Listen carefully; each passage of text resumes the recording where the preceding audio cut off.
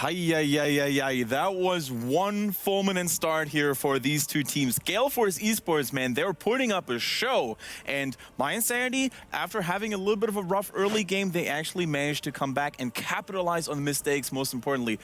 Gilly, what was the most decisive factor and moment in this game? There was one team fight right around the middle shrine, or the middle fort for mYinsanity that was just too aggressive. I think we saw Gale Force eSports maybe feel like, oh my gosh, we're doing really well versus mYinsanity, a team that we were not expected to do well against, and maybe just got a little too aggressive off of that. But I just heard them, and they were like, it's all right, guys. Like, we had that for a long time. This looks okay for us. I almost feel like the early aggression, which led to several picks early on, kind of, I guess, put them into an aggressive stance. They got a little hyped up. They started to become aggressive. I mean, Wolf, I mean, that's what we saw. It was Fury's ETC. I said in the draft, I was looking at, okay, this is going to be the hero that makes or breaks this game. They got insanely ahead early, and I think if they played a little bit more conservatively, they win that game easily. There were a few fights they took. Kedrick and I were actually watching the Sundering attempt to try to grab Falstad, you know, just kind of aggressively over that little river, you know. That was a bit of an overextension. Then we also just saw, I think, a little bit too much party bush type tactics. I think that's going to work once, maybe twice, but mYinsanity, a very smart team, is going to respond to that very quickly. Yeah, definitely. And we were a little bit skeptical of the 4 melee comp versus a Kalthus, and for a long time, it actually looked like it would bite them in the back here. But Jayhao, take us to replay number 1, because we have a lot of highlights coming for you guys. Yeah, I think the main thing is it's a tale of two halves, basically, and this is kind of the first half. Now, let's go ahead and pause this real quick, and you can see this is what happened time and time again as we clear this up. Time and time again, we have the gravity lamps coming in, landing over and over. And this is where a lot of the early picks came in. But at the same time, we need to take a look at Sonya, who was busy clearing. We're going to take a look at that here in just a moment. We'll go ahead and run this forward real quick. And you can see the damage that continued to come out forces Anubarak to go ahead. And he gets the stasis in there from the Divine Palm. And he's going to go ahead. But at the same time, let's pause it again. While they force the rest of the team off, still up at the top, Sonya, and this is where things really started to turn, and this is where things look good. We'll run it forward. You can see Sonya all of a sudden realizes she's going to go completely into whirlwind mode, allow her to try and move. But the continued follow-up, and you're going to see out comes really in the middle of the wall. And there's the power slide we talked about, and that is what trapped Sonya in the corner. The Mighty Gust not able to go. You're going to see the living bomb there help secure the kill. Excuse me, the flame strike, as that does help secure the kill. So you saw a lot of early success from the gravity lamps, from the flame strikes, from the positioning, ETC sliding in. A lot of that comboed well early on. You can see early on in the first half, Gale Force was actually looking really good. That's at level 12 early in the game. Yeah, go ahead, Kaylee. You could see the difference in compositions, right? We had the ETC with the Gravity Labs follow-up. They wanted to get those early picks, and even in the back, we had Gale Force eSports manager saying, well, they need to try to get that keep, because once you get into late game, then Sonya is going to really turn up, and that's when Anubarak can get more aggressive, whereas in the early game, Anubarak was a problem for mYinsanity. He was dying a lot. He just couldn't stay up in the front. Yeah, we were seeing, you know, I actually sat right in between both of the setups for the teams, so I actually got to hear the shot calling of both teams, and it was always just focus fire calls, and usually Anubarak was the target, and consistently they blew him up, and then it's a 4v5, and I'm hearing HOTS yell at his team to get out of there just over and over and over again.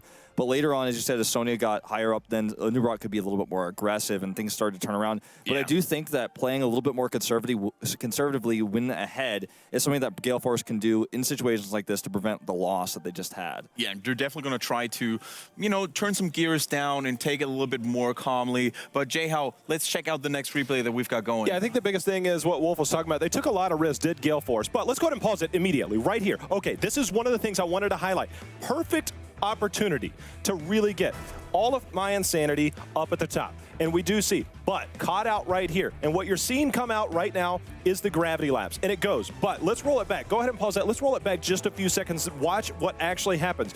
ETC, what does he use? He uses the face melt, and you're gonna see him blow back. Now let's roll this real slow forward so we can actually see the gravity lapse. If this lands, this fight looks completely different. And out comes Sonya, and everything turns on there. Next thing you know, ETC gets blown up, and the rest of the fight looks completely different off of that one play alone. Imagine if Sonya goes down there. As you can see, the Mighty Gust isolates ETC. He's stuck in the middle, and this is the beginning of the end for Gale Force. But that one minor play right there could have been the difference between a win and a loss.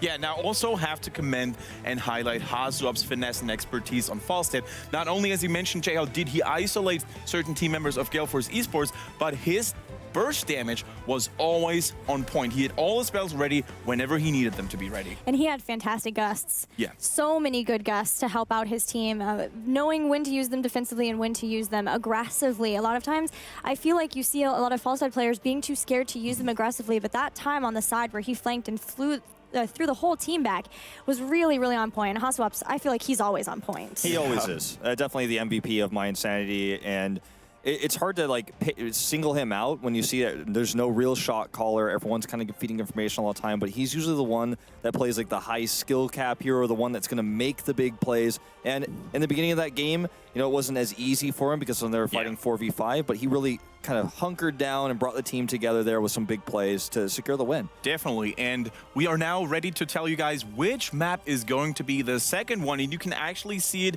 in the back here already a little bit. It is going to be Dragonshire, guys. For the very first time on screen, if I'm not mistaken here, we have this lovely map. This right here is a map that sometimes starts a little slow, but when it gets going, it ramps up. It's one of the more exciting late game maps that you'll find in Heroes of the Storm. I love this one, Gilly. There's a reason why Gale Force eSports also loves this map too, and that's because it really favors their play style and the types of heroes that they love Which to play. hero could they maybe go for? Yeah, do you have one? Is there one? There's things like globals. There's things like a little hoop action. There's all action, sorts yeah. of. I don't know dunks? if it's, Is that what you're trying to say? here. I don't know if it's going to happen here. You know, when we see him played, he's on Blackheart's Bay. But I will just say there are a lot of heroes that specifically Dragonshire lends to being good with. And as you can see with mYinsanity banning Falstad, that's already taking one of those key heroes away. Yeah, now one of the heroes that we have seen Fury play, but not so much recently, but a hero that actually excels really well on this map is Dahaka, especially when you get to that late game with level 20,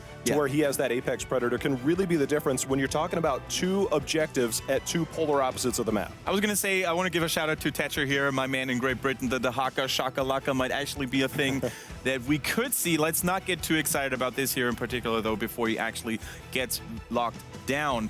Kalthus, once again, this time being picked by mYinsanity, and HOTS likes to play that hero quite a bit here. But, Gilly, what do you make of this early focus on the Sun King? Well, you just have to make sure that you have good heroes for wave clear. Also, because of the constant rotations between lanes, generally mid to bottom, you often are put in a position where you can find people from your opponent's team who are also rotating and catch them out. So as we saw in the last game, Kalthus is a great follow-up for whatever first stun comes in. He comes in with a second gravity lapse and then can burst them down. Definitely. Wolf, do you feel this is where, like, if they don't pick up Li Ming here, that it's a potential ban out? Absolutely, and that's because this is one of the weaknesses of Gale Force's Crowan's hero pool is basically, it's got this duality to it. It's like, did you get Kalthus or did you get Li Ming? And if you don't get either, he does seem to be a bit weaker in his role. And I do think taking it here is a good idea, but as Gilly said, if they want that, they're going to need a support as well, and they're going to lose their wave clear. So they were considering Zul. They had it highlighted there for a little while, but they actually go for Li Ming instead. And I liked the Zul. This is worrisome because it shows, again, the weakness of their hero pool. At this point, you got to ask yourself, like, is Gale Force Esports prioritizing comfort picks, or do they actually want to surprise mYinsanity, take the initiative, and pick something they might not expect? So far, it looks like, at least for Crowan, they definitely want to give him his strongest hero to potentially make the big plays. It's definitely something I think that limits them early in the draft. I think the rest of the players, and it's not a knock on Crowan at all. He just plays them so well. That it makes it hard for them to really have him play other heroes. I mean, he plays them so well. Why wouldn't you? But is it to the detriment of their team? And you look at that damage potential on the side of mYinsanity picking up Greymane. I say yes. Li Ming looks tasty. I say yes, because Thrall is going to be perfect for the solo lane. They have damage from Kalthus and Greymane. They can insta-blow up anybody.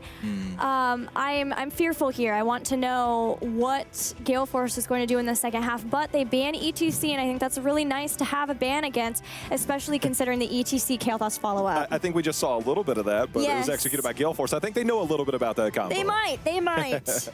Now, we've seen a lot of Asmodan in Blackheart's Bay, or on Blackheart's Bay from Gale Force Esports. Is Dragonshire a map that's good enough for the Dunk Lord, or do you think we're probably not going to see him? Sometimes you see it, but I don't think that we're going to see it from him here. I think the ban on ETC is pretty weak, to be totally honest with you guys.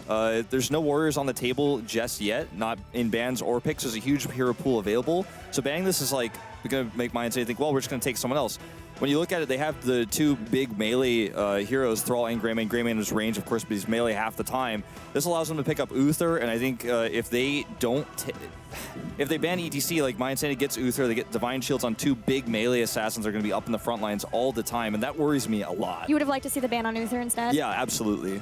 Because there's still so many warriors available. mYinsanity has like the biggest hero pool, but I think the hero that links with those two melee assassins the most that's available right now is Uther. Do you want to go for a Tassadar if you are Gale Force Esports? Not only does he provide vision, but also additional protection against a Thrall, against a Greymane? That's a beautiful point. I think the fact that you are going to have Greymane in his sights is going to be Li-Ming. Without a shadow of a doubt, Greymane instantly takes a look at Li-Ming every time he dives in. And I think that extra protection there from Tassadar can help keep somebody alive a little bit longer, I feel like.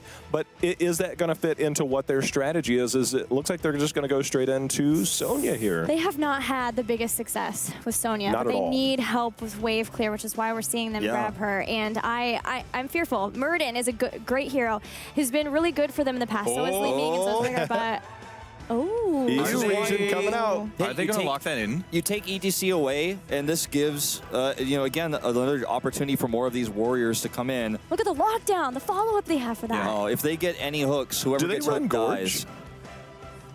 Also keep in mind that, there is a potential for Greymane to go Executioner, and with a Putrid Bow, you're going to deal a lot of damage to those Grishis. Yeah, that's true. You could even do something crazy like Backdraft with Gale Force. I think just slows for days. Uther is an excellent choice here. Just going to keep Stitches alive, but they're going to go for Karzim. Okay. Did not expect that. It's what they know, though. It's Splendor. Yeah. They're Hook undefeated, 7-sided right? I know, but he usually does Palm. There's Tassadar. Tassadar pairs really well with Sonya to be able to get in, but it's going to rely pretty heavily on Sonya to be able to get in and do the damage, but it's also going to be for Li-Ming to follow up. The fact that Tassadar's there, I think, helps them, again, with the wave clear to pair up with Sonya. They can kind of leave Tassadar in that top lane, depending on if they want to. I think the strategy here, I like the fact that they picked up Tassadar as their last pick.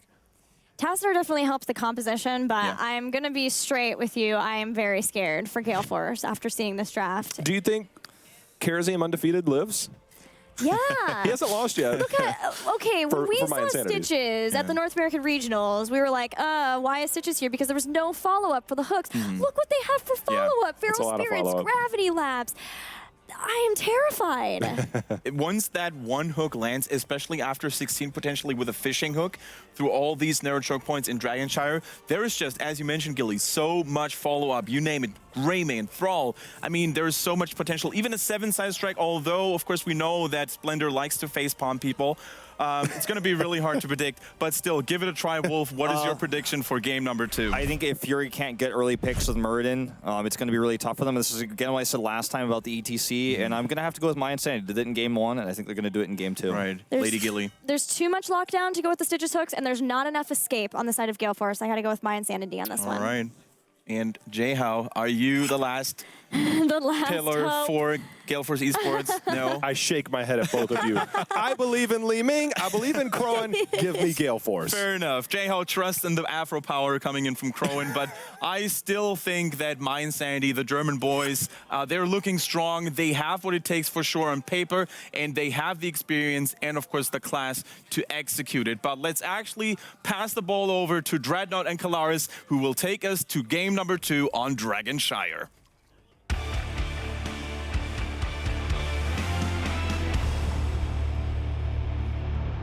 All right, thank you very much, guys. Let's get into game number 2 as Karazim Stitches, something we haven't seen for a while. Yeah. And, you know, we actually heard Kendrick mention that the 7-sided could be a thing, and it definitely could be with this setup. Yeah, it's we were talking about how it's a strategy that used to be ran a very long time ago in both NA and EU.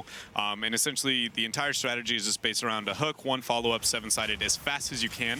And then with Greymane as the follow-up as well, with the go for the throw to be able to secure the kill even more. I wouldn't be surprised if that's where mYinsanity goes with this comp. I would do the intros, but they're well in the thick of things. You know who's playing who. We can see it throughout this entire game as we get into it, as now it's going to be that 4-man rotation all the way down. And Stitches with his hooks is a scary 4-man rotation here, so GFE has to be careful to start out in the early stages. Yeah, and Gale Force is already making the rotations behind mYinsanity. Never something that you want to have happen whenever you're on this map specifically. It's much like Tomb in the sense that laning phases are more important than everything, and Gale Force just doesn't have the wave clear. I would like to see them, instead of rotating and matching mYinsanity, instead rotating to the opposite lane something, because this is not a good place to be in when you know that Sonya Thrall is going to be roughly an even matchup if played appropriately. Yeah, and we haven't really seen too much Stitches on the, I guess, the world scale, international scale, or even national scale, or continental scale since Tour. And during all of that time, Damper Magic wasn't really a thing. But ever since people actually realized that, hey, actually, it's really good in Nubarak, when we do see Stitches come out, Damper Magic is now a thing.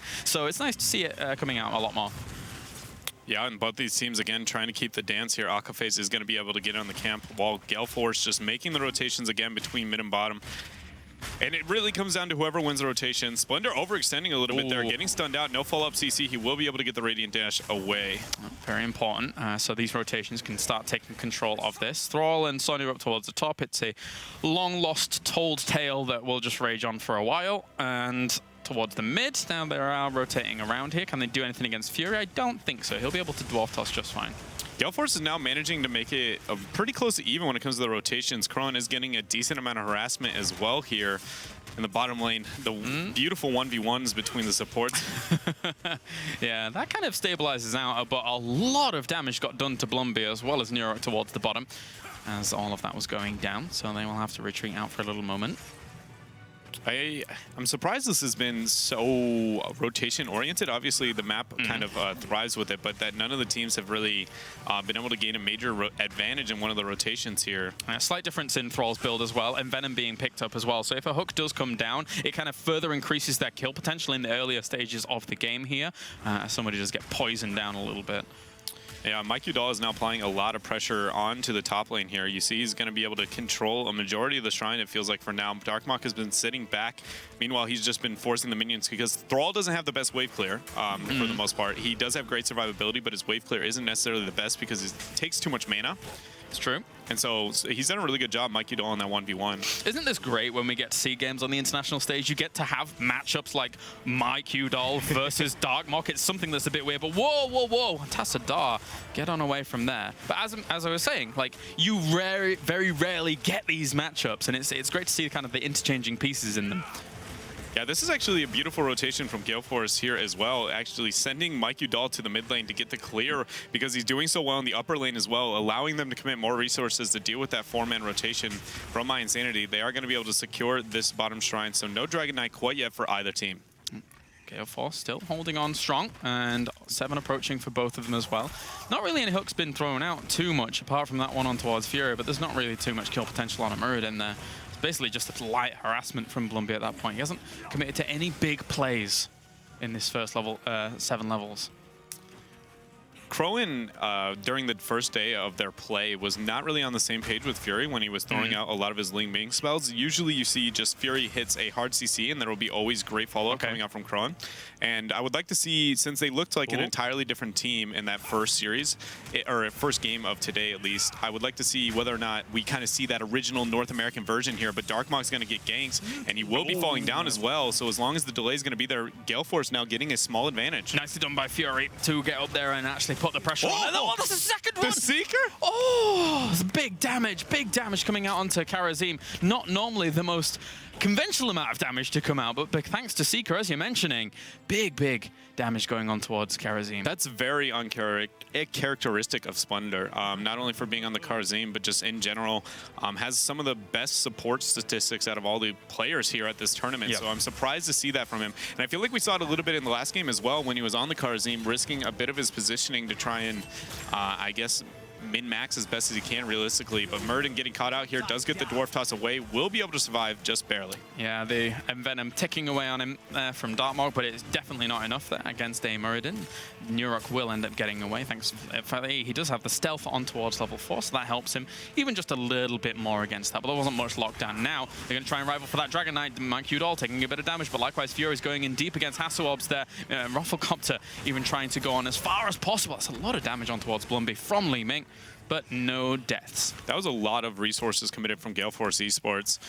With the Night Camp on top, they have been able to get that free pressure again. Thrall, lacking the wave clear, is struggling in that matchup for the time being. 10 is now closing in for Gale Force by quite a bit, about a 3/4 lead advantage here for the team. So it would be nice to see whether or not they're going to be able to abuse that to secure a Dragon Knight or not here. They need to be able to make sure they commit the decent amount of resources because now they have Giants going with them. They have a lot a lot of pressure in all the lanes. And Karazim cutting corners at level 7, no cleanse. No cleanse against kind of just the really big lockdown of Muradin only, along with maybe a spear. But that's not a huge amount of follow-up that they have available to them. So he's going to be trying to eke out a bit more healing here and there. Level 10's now hitting as well, and the usual suspects coming out for Gale Force. Very surprising to see this advantage so heavy for Gale Force, but it was a lot like the tail we saw in game number 1, where they did manage to get a pretty big lead. So we'll see if they'll be able to hold on to it, unlike they did in game number 1. Maybe because he's gone Echo of Heaven, now he has room for 7-sided. Normally he would go Palm. As we were mentioning, that combo is potentially there. Dartmark takes in some damage. Karazim not picked his heroic yet.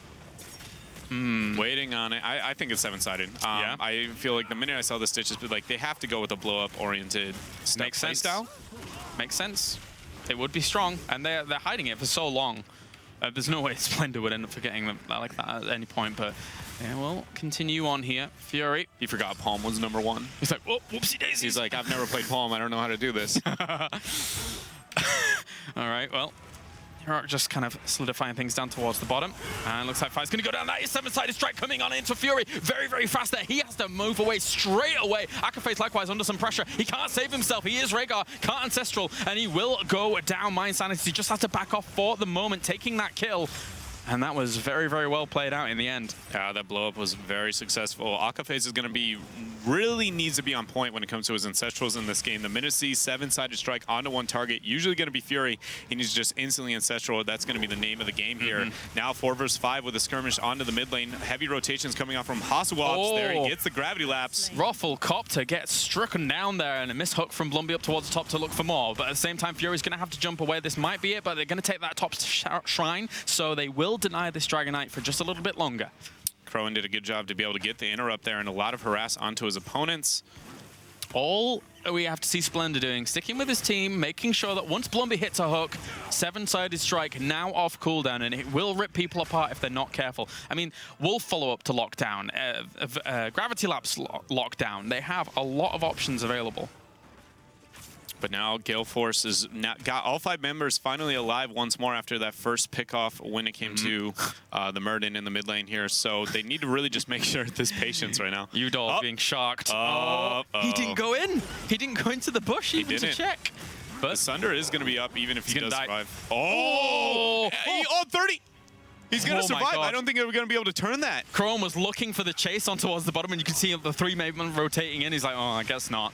A bit of a sad time there, but really good save damage from Crow, and if he hadn't have been there to put that out. He missed the gravity lapse. Oh, back Udall! Going in quite far there, and he will actually get caught on that. And he will get killed fast. Very, very good follows up here by Gale Force. Even on towards Splendor, he does dash away from that disintegrate. And they're going to back off now. Another one for Gale Force. That was a phenomenal force wall from Rafflecopter, essentially pinning them into that wall. Now they have 5 members here, but only 4 are going to be rotating to the upper half of the map. Lumby's going to be targeted, but there is going to be the Bile. It was a good force wall if they had follow-up damage on towards someone. Unfortunately, it wasn't there.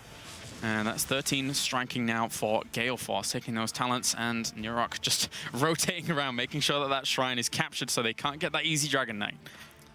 No Dragon Knight has been attained for either team so far in this matchup. True. mYinsanity, we've seen 2 different skirmishes when it comes to the teams here. mYinsanity one time instantly getting the blow up onto the Muradin, which is going to be expected, but as this game goes on, Muradin's going to be harder to get that onto, and meanwhile, Li Ming's going to be able to blink. Tassador's also got his E. Sonya is going to be the only one really focusable, and even post 20, she's going to have that the ability to just essentially ignore pain and be in a great spot here. So I feel like the time frame for mYinsanity to get these hooks that they need are slowly getting lesser and lesser. And in a similar vein to what we saw from the Echo of Heaven, as this huge fight actually goes down, hold the phone. Splendor, that was a great Verdant Sphere Gravity Lapse. The wall just barely misses HOTS to trap him on in. Darkmonk just had a free Dragon Knight and decided to rotate to the skirmish instead. He did, yeah, you're right. And actually, that's a blow up towards Sonya there. Great little combination coming out from them. Sundering's coming out, and they're going to get Tassadar here. There's no way he's going to be able to get out unless the second Prescience is able to split up. Oh, the wall as well. It saves him. So much damage went onto him, but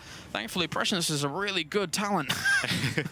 The rotation now from everybody trying to stop the Dragon Knight here. Nurok is trying to match the rotations. Thrall is trying to cap in the mid lane as well. If Gale Force loses anybody here, it's going to only snowball their disadvantage here. He gets the delay, but is it going to be too much? His E's already burnt here. Rafflecopter with the force wall going the opposite direction. Nobody's going to be flanking. If he gets away from that situation, that will be amazing, but not to be. Tassadar will fall. And again, a level 13 for Split. Oh, but Crowan! With the, I just can't even. Dude, I literally can't even. No, there is no evens. There is only odds. I can't believe what the Crowan going in again on towards Darkmog. Gale Force, calm down. Oh, the blow-up potential. He just doesn't miss. He's just a great follow-up to his team left and right. Crowan is showing why Li Ming is such a great hero when in his hands. And now, actually, what I was saying about the lead that Gale Force was going to be able to essentially lose if they risk more lives like Rafflecopter in that position, it's quite the opposite. Yeah. They just managed to turn it around with a 1-2 punch coming out from Li Ming. They're getting the reset, now closing in closer to 16. And now have control over both of the shrines. I keep trying to make a point, and then every single time Crowan just comes in, he's like, nope, disintegrate beam, nope, disintegrate beam. I'm like, stop disintegrating my points. I really want to actually make it, but I'm not going to even try anymore, as Crowan just keeps doing it. So mYinsanity now on a little bit of a back foot here as Gale Force look to swing in on towards Hasselhoff. That's very difficult for him to try and get away from here as they get a little bit of a rotation on around. That's a great force wall. Hasselhoff is going to go down.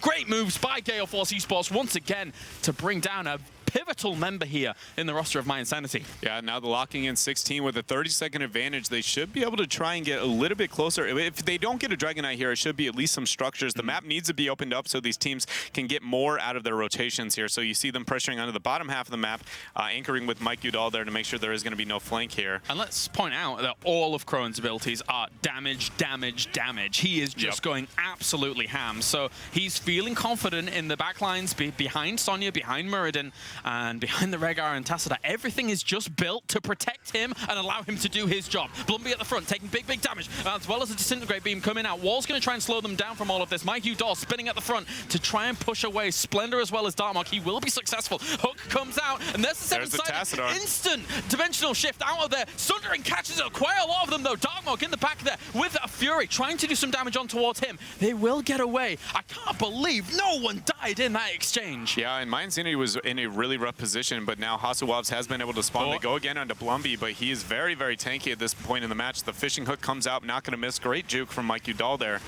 And Nurok's not done. Actually getting the aggression in there. That was, again, because Gale Force has not been able to open up any of the map here. Just when it comes to the team fights, they weren't really making anything happen. Nobody's rotated top for either of these teams for like 45 minutes. It feels like the blink into the fishing hook. Li Ming gets a blown up under that, and that is one of the best little hooks that they could have hit there. Fantastic move out of Blumby. And now Gale Force without damage. They can't do anything during this window. This should be a Dragon Knight for mYinsanity. Yeah, but we do have an instant replay of this. Look at, he blinks into it here, right? Oh my goodness!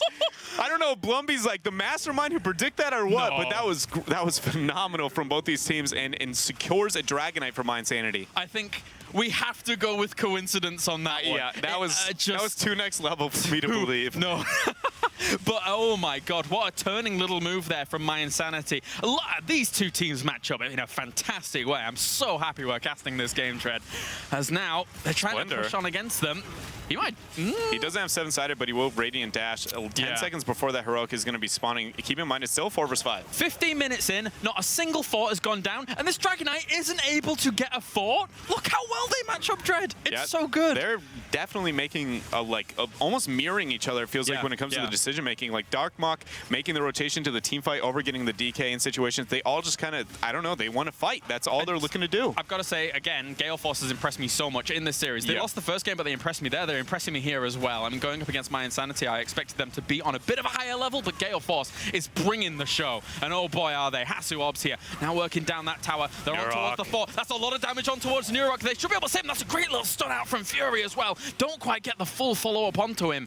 And even still, if they did, well, it would have been maybe a little bit more healing coming out from Karazin, but now they have to back off. The Dragon Knight is going down now. Pressure from the camps is going to be the name of the game for both of these teams. Backing out, moving towards their Knights. When it comes to the Giants, they will be spawning in roughly a minute apart from each other. So mYinsanity with a minor advantage here, and obviously with 3/4 of level over Gale Force. And a slight change up in Rufflecopter's build from a normal dimensional warp. It will be evasive shielding coming out. So he's looking to allow Sonya to get into a better position when she's actually wanting to do some damage on towards these members and just give their team overall a little bit more in terms of mobility. Now both the teams, actually mYinsanity is rotating to try and match Gale Force eSports on the top lane here while Giants are pressuring on bottom. This is an advantage for mYinsanity over Gale Force just because the camps don't necessarily scale the exact same. Giants are far better when it comes to the sieging. And just so you know, like if you're a bit newer to Heroes of the Storm, the reason you saw Blumby throwing out that hook as he did in towards that bush, if you hit that, great. You actually probably get yourself a guaranteed kill off the back of that. If you don't, all right, you wait for like 14 seconds and you can do it again. You can just, fishing hook makes it amazing late game, right? Yeah, it just one hook is all it's going to take to win a game here. Yeah. But now, again, the team's just rotating, dancing around the map. I have one fort at 17 minutes. Amazing. I don't think I've ever seen that on Dragonshire. I feel like I've never seen a matchup go that long without structures falling here. And waiting in the wings here as Blumby goes up against them. That force wall is going to lock him in for a little while. Combo goes down on towards Blumby. He actually moves aggressively to try and avoid that, and that was very well done because now Fury's quite low. Hook comes out barely. Oh, yeah, that was a little premature, hoping that that hook was going to be a guarantee land. And now Blumby's going to die for this, I think. Yeah, seven-sided strike's not going to gain value when you're hitting 4 different targets at this time. Now mYinsanity is trying to withdraw here, Caleres. Nice little push forwards here from Fury, jumping forwards on towards Splendor, and he doesn't have palm to save himself. He will go down. Gale Force eSports 2-0 in that exchange. And they're both so close to level 20, but those 2 kills should guarantee themselves a Dragon Knight. Yeah, now Mike Udall is going top while everybody else is trying to make the rotation in the bottom half of the map here. I'm surprised they're committing so little resources for Gale Force to the bottom. They made a little bit of a split, baiting Akaface here as well. They should be able to take the skirmish here, 3 versus 3. Fury going to take some damage on towards the front, but Nero should that kid does not miss! He doesn't miss! Crowan with the plays, the combos coming out. Dread, can we steal him for Europe? I don't think so. I'm not willing to give that up. Every single time a Stormbolt comes out, you can just expect all of Li Ming's damage focusing perfectly, getting all the secret procs and securing a kill. So now Gale Force is going to get their Dragon Knight here, matching, pushing through the bottom lane, the highest priority lane when it comes to this map specifically, and that's a minimum keep wall. We have 35 seconds till Greymane spawns. Can someone Photoshop Li Ming with an afro, please? It makes sense at this point. Such good control. Level 20's hitting at the moment, pushing with this Dragon Knight. Greymane is not up for another 20 seconds, hooking in the Dragon Knight, trying to get some free damage on towards him. Even seven-sided using on it to try and buy as much time as possible because they know that they could have potentially finished off the back of this. Now chewing through that Dragon Knight, there's no potential to finish in this instance. Gale Force only has an 8-second advantage here, and this Dragon Knight's going to be falling relatively soon. There's really no mercs up past this point. Keep in mind that's only a Tassadar. He's not risking positioning by getting hooked.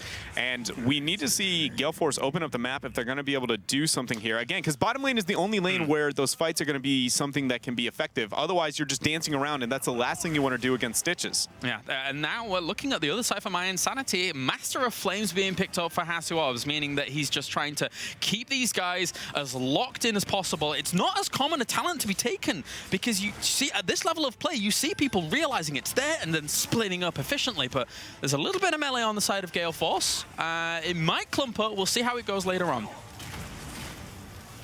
Trying to see the decision-making from these teams now rotating top. I love this from Gale Force here now moving to get structures, knowing that they have so much pressure on bottom. Everybody from mYinsanity has to respond. And actually, Dragonshire is one of the few maps that when you hit the later half of the game, you can't just send one person to respond because it's game ending if you make one minor mistake in the rotations because it's so easy to try and collapse on your opponents. The Fog of War here is huge. You see Blumby looking for a hook. He is not going to hit one. Great blink from Crowan, actually. He would have been hit by that. Yeah, that would have been very, very scary. And you can see all the follow-up that mYinsanity is trying to hit instantly as it happens. They're happy to throw out a Gravity Lapse. They're happy to throw out Flame Strikes. As long as that hook lands, it will get massive value. And that is still a big threat for Gale Force because, yes, they may have taken that keep towards the bottom, but one hook could change everything. Bottom lane has the Giants pushing for mYinsanity. Meanwhile, Knights are going to go head-to-head on the upper half of the map. They're all posturing towards the bottom half here. That fight is only going to be an advantage a little bit. The split! Oh, towards Tassadar! And he doesn't have to one-dimensional warp, so it's going to be difficult for him to get out. Prescience actually procs. He does manage to get away, but the chase on from Nurok blinks forward, tries to get the wall down to save himself, and he will get away with another dimensional shift cooldown. That was so close. But now the fight on Mike Udall, the ignore pain, keeping him alive through that entire time here, Kalaris. And this is the problem with how being split they were, but at the same time, they've done Gale Force have done a great job of surviving on towards Mike Udall. He will spear away there with Mystical Spirit level 13, getting him away from that. Ancestral Hill hits on towards that. And that being said, Hasuob's taking a lot of damage. Sundering will knock him back, making sure that they can't get the full kill on towards Hasuob. But those flames, they have no keep to withdraw to. The bombs are actually spreading there for a while. That's doing quite a lot of damage on towards Gale Force. They've got to back off. Yeah, they're very low on health now. mYinsanity has a lot more HP than them, but they still have the positioning to be able to secure the shrine now. They are going to make the rotation to the opposite side of the map, actually feigning it. I love this choice. Now they're going to be turning down here. They think they're rotating to the upper half, that they're safe. They know their health bar is an advantage, and now moving still down. Healthy. Yeah, still healthy here. Blumby looking for a hook maybe in just a little bit. He goes for a slam. When will he be? Well, the hook lands on towards Fury. It's not the target he wants. He was right next to him anyway. Trying to get a combo on towards Nurok. Does a little bit of damage. Not much. Tense situation here at the moment. It's just one hook, and this could go the opposite direction. Splinter taking a lot of damage, though. Doesn't have Palm either, so he's got to be careful about those aggressive moves that he's making at the front. Fury taking quite a bit of damage. Pops Stone Form, pops Avatar in wrong sequence, actually, there to get the maximum efficiency out of Stone. But that's the blow-up! That's the blow-up they need on towards Sonya. The hook into the seven-sided strike, instantly turning this fight into a 5v4. And now mYinsanity can take control of this map for a little bit. Yeah, that first skirmish where they were using the exact same combo there, burning all the cooldowns here. Great poke coming out from Crone, though. Fury's going in pretty aggressively here, so they are able to secure one half of the map when it comes to the shrines. And all that came down to was just the fact that we saw Sonya not having her cooldowns up, because in that first skirmish, she had to use them all to keep herself alive. Yeah, just keep forcing those situations from mYinsanity. They know all they have to do is keep landing these hooks, and they'll be in a great spot. Fury, double stun there, and trying to go on towards Li Ming. They grab her, but she does blink away there. Darmok's coming in from the left-hand side. Sundering on towards 2. Locks down on towards Crowan. He will get Ancestral Heal, blinks away, gets on out of there for the moment. What great fights that we're seeing between these two teams. A lockdown on towards Fury as well. He will get away. He's got enough health to keep himself alive off that gravity. Dragon Knight, though. There goes the hook. Where's the Dragon Knight? Onto Nurok. Oh, they could finish with this if they're careful about it. They can. I think they're going to need to look for at least one pick in this situation. It's actually, I don't know. The Dragon Knight does so much damage at this point. We're looking at 23 minutes in the match, so we need to see Li Ming make sure she gets a decent amount of harass. He's going to try and hook his Blumby. Do they even know Fury saw them go in? They do. Fury knows that Stitches went into there because he was in the bush. That's so important for Fury to actually know that, and they were playing carefully because of it. Nurok has taken only a little bit of damage there, sitting at 83% health for the time being. Oh, towards Tassadar! Oh. It has to be frame perfect for Hasuobs to get the follow-up there, so no surprise that he was going to be able to get that out there. And look at mYinsanity's, they're already sitting at 59% health when it comes to the Dragon Knight, and they haven't even gotten damage on the keep yet. This is worst case scenario. They had a lot of potential to get on this, but now they've just taken too much free damage. But Rhaegar, good night! He is put to sleep real quick with that seven-sided. Not much sustain at all left on their side here, as Rufflecopter quite low. He doesn't really have that much mana anyway. He can't really shield all of this off, and that is mYinsanity moving through here. Blumby is on the core. They're going to try and take this down. Nurok's about to pop on this Dragon Knight, but he's doing a lot of damage. In the meantime, while all this is going down, Li Ming needs to make the plays happen. Tassadar's going to end up falling from the sundering power that we're seeing there. Fury trying to delay them out. Core even goes down to Nurok, and that is the core going down. 2-0 to mYinsanity. They advance on to the top 8, and Dread, what a series we saw between these two. Absolutely beautiful games coming out from both of these teams. I feel like everybody expected mYinsanity to come in and actually win this series, but not nearly as close as it was. That Gale Force looked like an entirely different team here today. Crowin with just phenomenal plays left and right. Yeah, a huge respect to Gale Force, considering from day to day the changes. Of course, they were tired on that first day, but even when I look at them from the NA regional, how they were playing there compared to here, just really stellar play. I'm expecting them to get out second in this group. Yeah, I agree with you very much. After that play, I have confidence that they will be able to do that against their other opponents here. But overall, I just feel like the name of the game when it comes to both these teams is it's not even their final form. I feel like both of them are very well known for their commitment and their hard work and trying to get better and better and better. And it feels like every time we see these two teams, they never stop getting better. And it has me so hopeful, I guess, for the Western scene. Yeah, no, I have to agree. You look at these teams, they are the epitome of hard work and very, very well executed as a whole. Again, huge props to these teams for their display that they just showed. So now, Dread, we are going to head over to the panel. I want to hear what they have to say about this great series.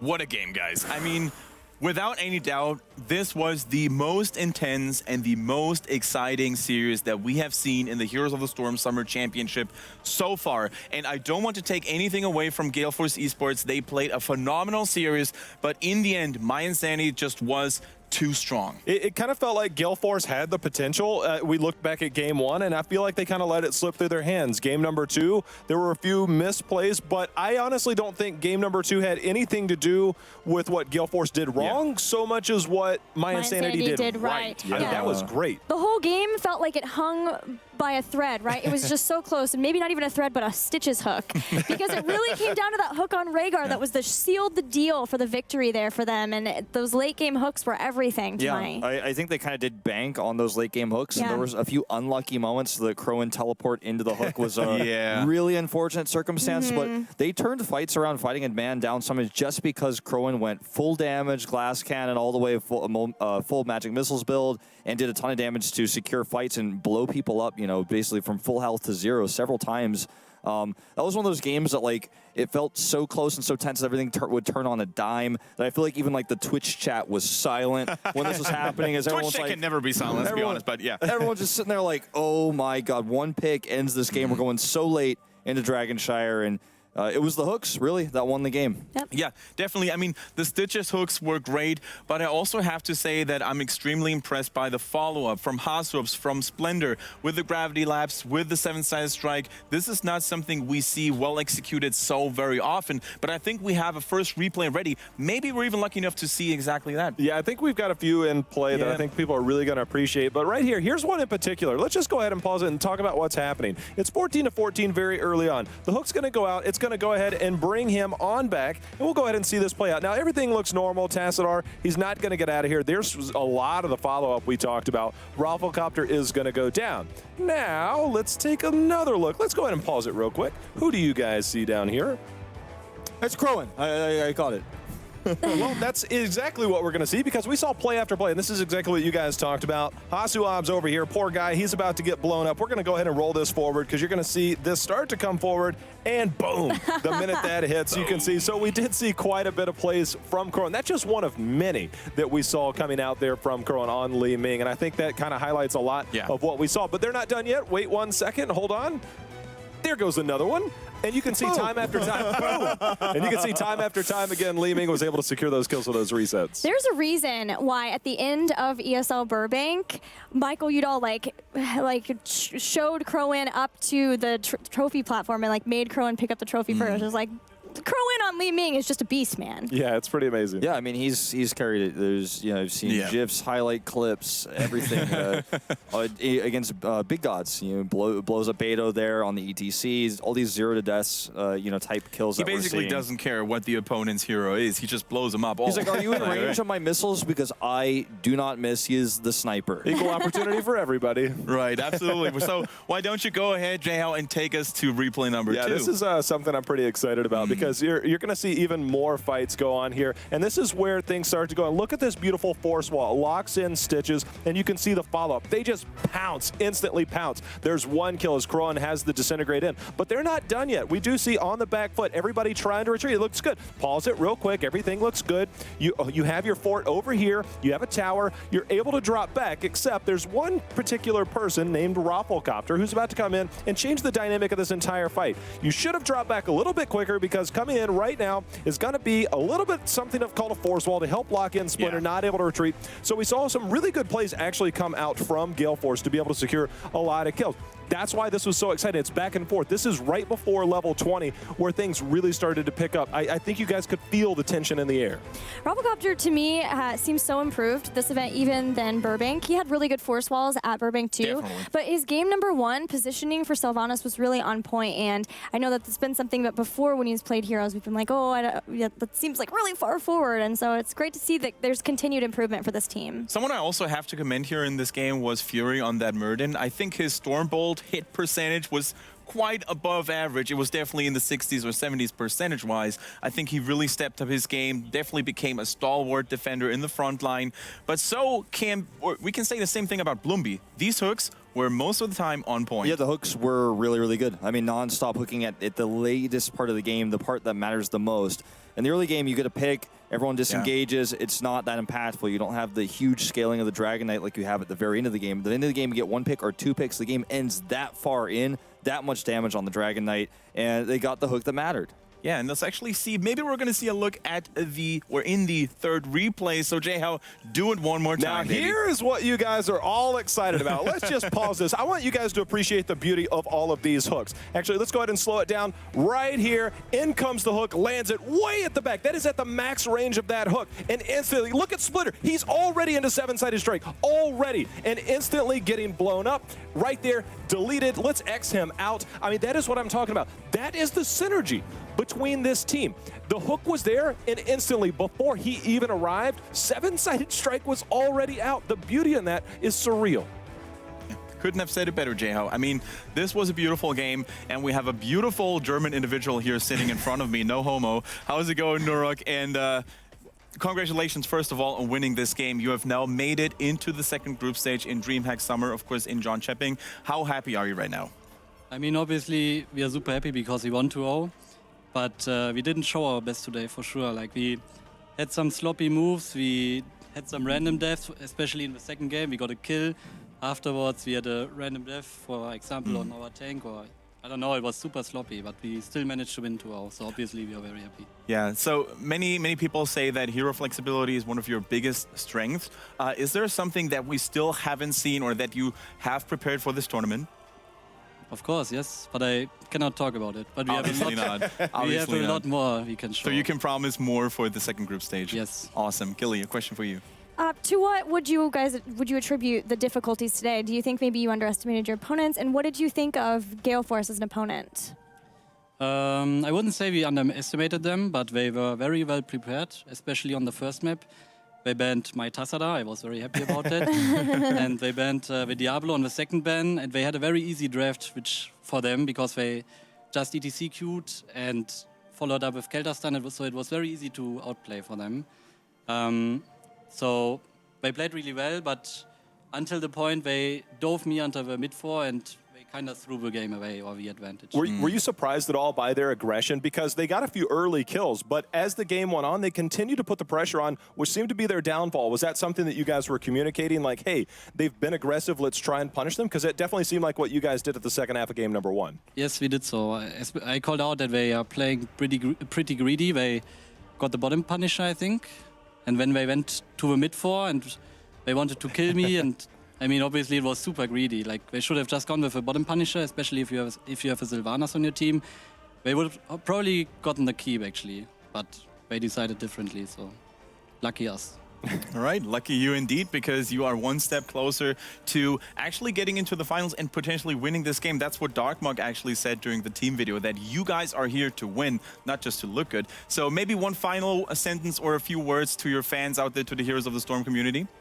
I thank everyone's support. I wanted to say thank you for every single supporter out there. We will try to even improve. Like today, we didn't have our best day, but we will make sure that for the second group stage, we will be very strong at our best. All right, so congratulations once again, and good luck on your future path. For now, guys, we're actually going to take a look at what the bracket looks like in Group B, because there's only one more best of 3 that we are still missing, and that, of course, is the deciders match between PBA and Gale Force eSports. But so it's very important to actually keep in mind that Gale Force eSports, they're not out of this yet. And by the way, they just played against one of the strongest teams in the world, which is, of course, mYinsanity. They can definitely be proud of themselves and move into the second best of 3 with their heads high. I think one of the things that I kind of want to highlight, and this is kind of behind the scenes that we're going to talk about real quick, was that now the game kind of ended abruptly. There was a hook and everything kind of fell into that. Gale Force is known for being calm and collected and led from the top down. I saw one of their members walk off. He did not look happy. They're not out of it. They still have a chance to win. Can they regroup? You can't carry that mentality into the next round. It's completely done. This is kind of the thing about Gale Force is obviously they really rely on Mike to always kind of bring everybody together, and he unites everyone. But it feels clear that he actually has to bring everybody together sometimes. You know, sometimes there's like some disjointed communication. Whereas when you see mYinsanity, for example, everyone is staying linked together all the time. There's never like one voice that brings everybody back. It's 5 voices together communicating nonstop, and it does worry me what you're saying going to this next series, because PBA, they looked a little bit weaker on day 1, but today they brought the fire, and they are hungry. This is their chance to represent Taiwan for the first time, to have a Taiwanese team make it past the group stage. Yeah, and that's something that mYinsanity, man, will get to carry on into the second group stage. Their ability to stay calm despite the fact that both games early on, Gale Force, so smoothly. Gale Force had the lead. And even if they felt like they weren't playing their best, they were able to regroup, bring it back, and it just shows how dominant of a team they are and how well they could potentially do at this event. Definitely.